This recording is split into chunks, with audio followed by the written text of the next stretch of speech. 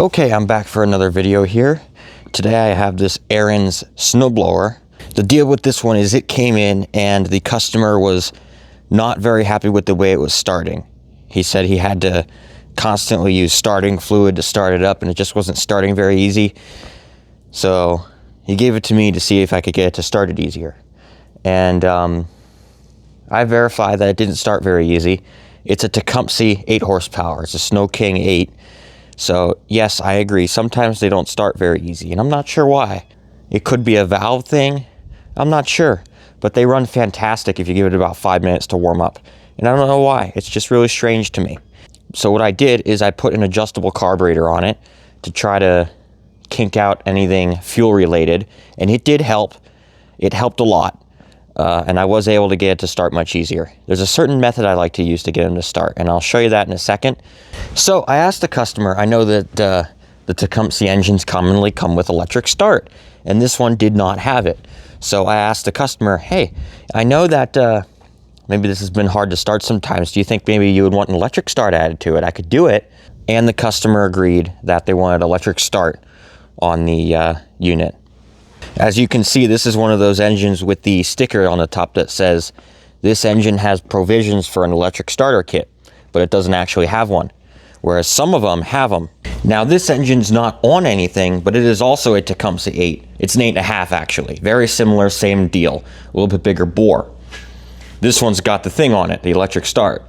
So it's just a button that you push. You plug an extension cord into it, and then you push the button, and then there's a wire that runs down here, and the wire actually runs under the engine down here, and there's actually an electric starter there.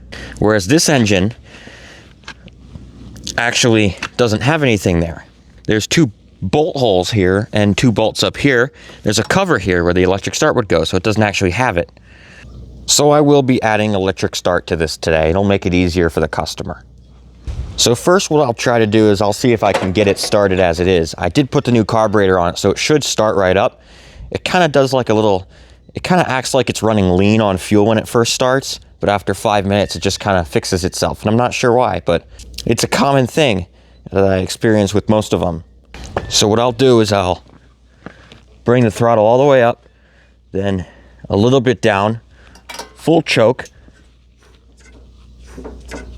3 primes. 3 primes, keys on, starts right up.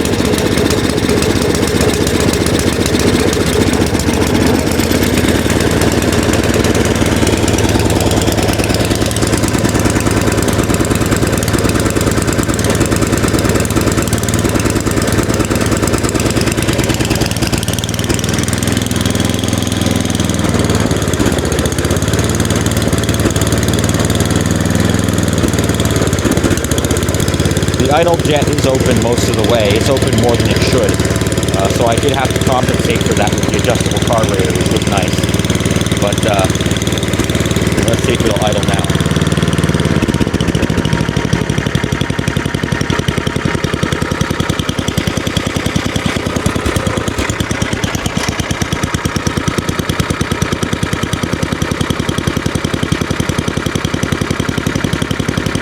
There we go. Well, I still have the choke on yet. I gotta turn it off.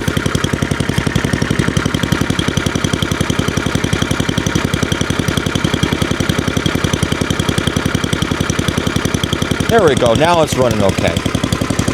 But you could certainly tell that it takes a few minutes to warm up there. Now let's open it up.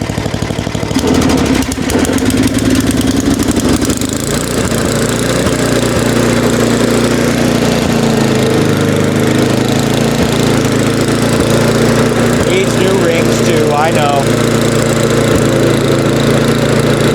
It's absolutely fine. Once it's warmed up.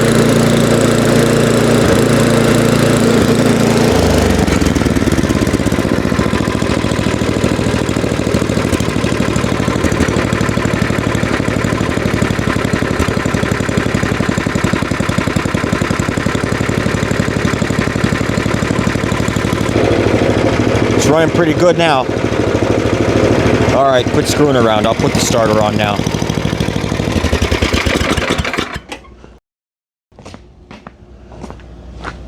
So in order to put the starter on, I mentioned before up top, there's this sticker where it says, this engine has provisions for an electric starter kit. Where that sticker is, they should give you 2 bolt holes, catty cornered to each other, offset from each other, about there. The 2 bolt holes are the 2 mounting points where you're going to put your button, just like I showed you on the other engine. That's where the button's going to go up top. And then down at the bottom, there's 2 bolt holes here and 2 bolts here that you'll have to back out a little bit. And then there's a cover right here that we need to remove, and that's where the starter itself is going to go. So here's the starter I have. Now, unfortunately, this starter was not made by Tecumseh themselves, because unfortunately they are becoming harder and harder to come by new because they weren't made for so long. I don't know if Certified Parts Corporation, the people who took over for the Tecumseh parts people, started making them again, but they're still kind of hard to find. And when they are available, they are hundreds. So this one I got for not that. I got it for cheaper, and it's going to work exactly the same. So here's the button right here. Basically, it just kind of says electric starter, push to start, and then there's your little outlet down there, your plug, I should say, I guess. And then up top, there's the button. You push the button, and it turns on the starter, and then the cord goes down to the starter, and the starter mounts into the engine like that. Where that little cover goes is where the starter pinion gear goes, and then the 2 bolts at the bottom mount there, and the 2 at the top slide in right there. Now they give me 2 long bolts for the top. They go in the button, and the 2 holes on the top of the engine shroud are where those 2 screws go. Now, you will need to drive these in quite forcefully in order to get them in. Maybe use a drill. You know, you're gonna have to use some force if you use a screwdriver. And as far as bolts, it looks like they give me 2 styles of bolts. One has like a little spacer here and one does not. In my case, I'm gonna need to use these kind here. These are gonna mount on the bottom here. The 2 washers that they give me are gonna go here and there. And the bolts will slide in here and there, and then it's going to mount up like that. So I'll go ahead and take you to the snowblower and we'll start mounting it up. The first thing I'm going to do before I actually start mounting it is this cover here needs to come off, because that's where the starter is going to actually go. So I'm just going to take a Phillips screwdriver and pop this screw out, and that cover should slide right off.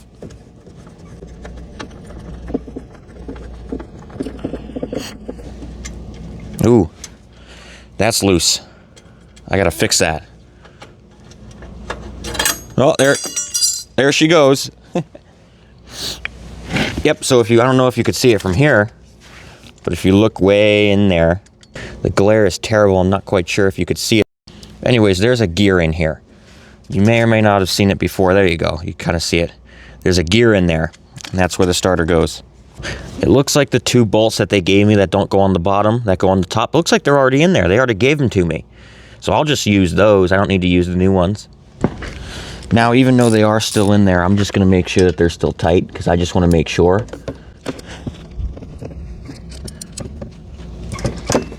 Yeah, they're good. So the way this is going to work, the 2 little forks on the top of that starter are going to slide right into those 2 bolts. So what I'm going to want to do is stick the gear inside first, and it should slide right up onto those prongs. Let me see if I can get you a better view. It's going to be a little tough to see here, but if you look at that bolt back there, there's the starter, and those forks are just going to slide right up into those bolts. So there's no need to tighten them or loosen them. It should slide right up in there like that. And now while that starter's sitting there, the 2 bolt holes at the bottom are going to line up. So then I'm going to take my 2 bolts for the bottom and go ahead and stick them in the bolt holes that they give me there.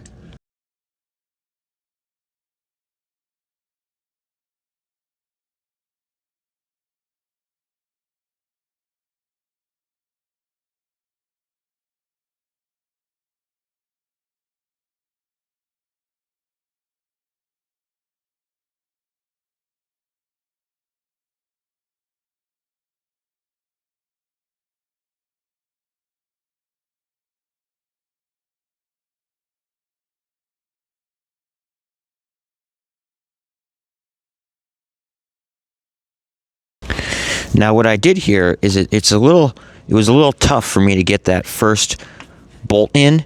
So what I did is I threw the first bolt in just so I could get the second bolt in, just to hold up the starter, because the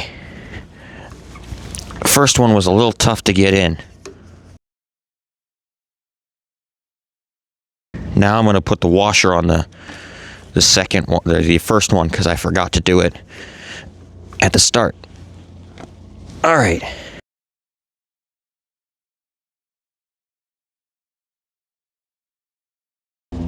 Tighten them down real nice, and there you go. The starter's in. Now I have to worry about the button up top. Now what I originally had to do is I had to go in here with a screwdriver just without the button and just turn it and turn it and turn it and turn it. And eventually the screw will break through the holes there, and it'll actually start to thread in to the shroud.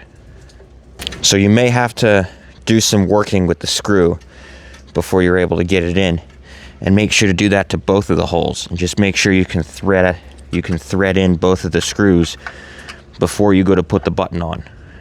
The reason I do this first is because it's a lot easier just to make sure that they can go in without the button on than with the button on. All right, now I'm going to put the button on. It should be just the right length to go around the gas tank like this. You don't want it out here like that. You want it through the gas tank like this, and that's the reason you put the starter on first, is because it reaches just the right length if you do it that way. Slide the 2 screws in the top of the holes. I'm going to put my screwdriver on. Start them into these holes. Okay, so now my screws are started, and this is not going anywhere, but there's still some room at the bottom I have to screw them in yet. So I'm just going to screw them in evenly. I'm not going to go all the way down with one at first. I'm going to go evenly. Screw in one, then screw in the other, then go back to the other one.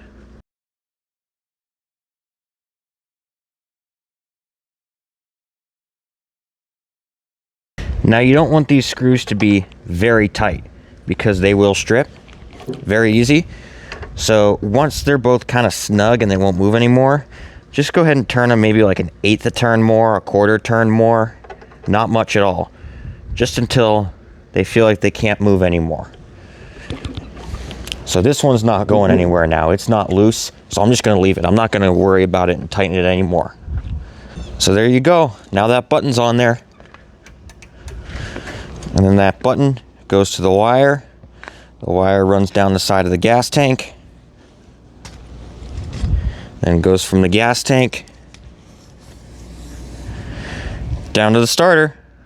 Now as far as this cover and this screw here, you don't need them anymore, but it's always a good idea to keep them in case you decide to take the starter back off. They're just kind of dust covers. You should really keep it on there if you're not going to use the starter. Along with dust, it's also to kind of help the airflow of the air-cooled engine kind of stay in the engine and not escape through that little hole there. So it's a good idea to put that back on if you're not going to use it. Actually, what I think I'm going to do is put the screw back in. The hole is still there, so I might just put the screw right back in, as long as it doesn't interrupt anything. There we go. No, I changed my mind. I'm going to take it back out, because what happens if it bumps the starter gear while it's turning or something? I'm just going to take it back out. I don't want to risk that. I'll just keep these two together in like a bag or something.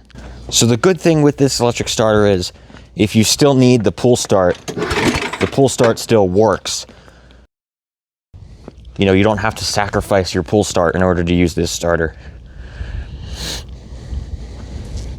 Well, there's only one thing left to do, huh? Might as well test it. Now, I think Tecumseh wants you to use their cord, but I've used my own cord and had no problems with it. Turn the key on. I'll give it a little throttle. All right, here we go. Oh, that was easy.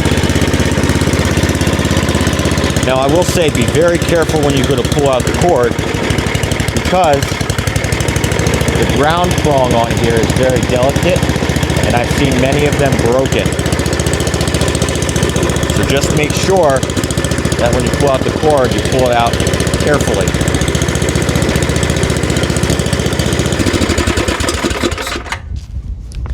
Now I will say, when you use a starter like this, they're not meant to be run for longer than about 20 seconds at a time.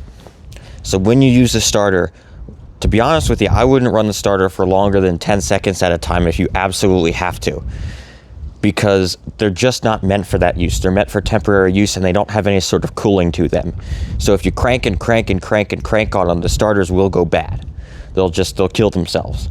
I'm gonna do it again. We'll start it up, we'll push the cord in.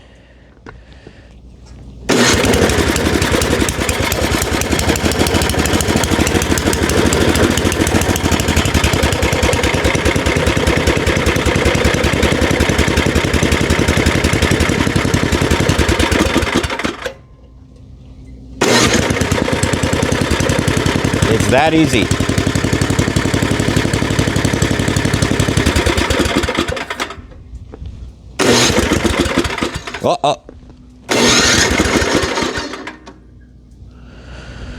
Give it some throttle.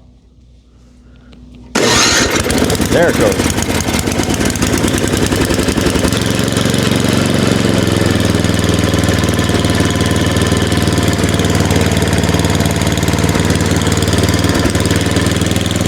All right. Now I'm gonna make sure that the pull start still works too. It does. Yep, good. Wonderful.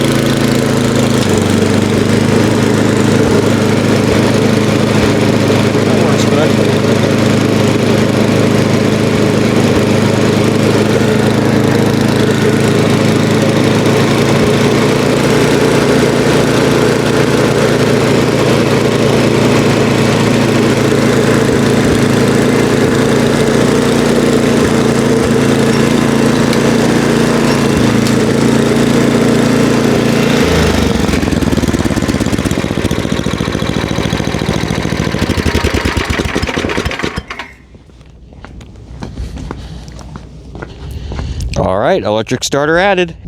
I hope this video helped you out a little bit. Had you were given the opportunity to put an electric starter on, it's not too bad. It's very simple, and it's meant for the machine, which is a great thing that they have that option. So I certainly hope that the customer will be much happier in the future. But for now, thank you very much for watching, and I will see you in the next one.